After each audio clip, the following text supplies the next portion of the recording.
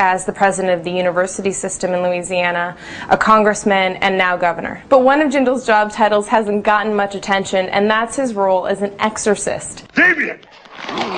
In an essay Jindal wrote in 1994 for the New Oxford Review, a serious right-wing Catholic journal, he describes confronting a demon that possessed one of his friends in college and performing an exorcism with those friends to remove the demon. And not only did they cast out the supernatural spirit that consumed his friend, Jindal also believes that the exorcism cured her cancer. In the essay, Jindal describes an emotional relationship with his friend Susan, who falls into fits in the middle of a prayer group. Jindal writes that the students knelt and laid hands on Susan while she convulsed on the floor and chanted, "Satan, I command you to leave this woman." But that wasn't all. Jindal writes that the event lasted a few hours and culminated at one point with Susan trying to run away from her exorcism. Jindal describes the event. She suddenly leapt up and ran for the door, despite the many hands holding her down.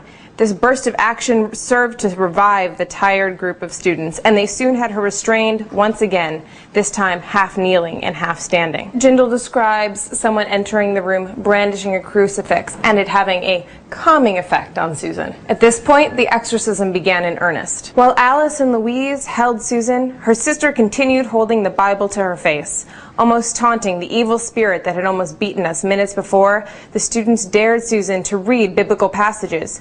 She choked on certain passages and could not finish the sentence, "Jesus is Lord." Over and over she repeated, Jesus is, often ending in profanities. In between her futile attempts, Susan pleaded with us to continue trying and often smiled between the grimaces that accompanied her readings of Scripture. Just as suddenly as she went into the trance, Susan suddenly reappeared and claimed, "Jesus is Lord." With an almost comical smile, Susan then looked up as if awakening from a deep sleep and asked, "Has something happened?" She did not remember any of the past few hours and was startled to find her friends breaking out in cheers and laughter, overwhelmed by sudden joy and relief. This incident has been mentioned before, but it's getting more attention now that Jindal is being talked about as a potential vice presidential nominee. GQ today released a story that talks more about Jindal and this passage, among others. We think there might be more to this story, so we're continuing to do reporting. Stay tuned. This is Kate Klenick from TPM Media, and we'll talk to you next week.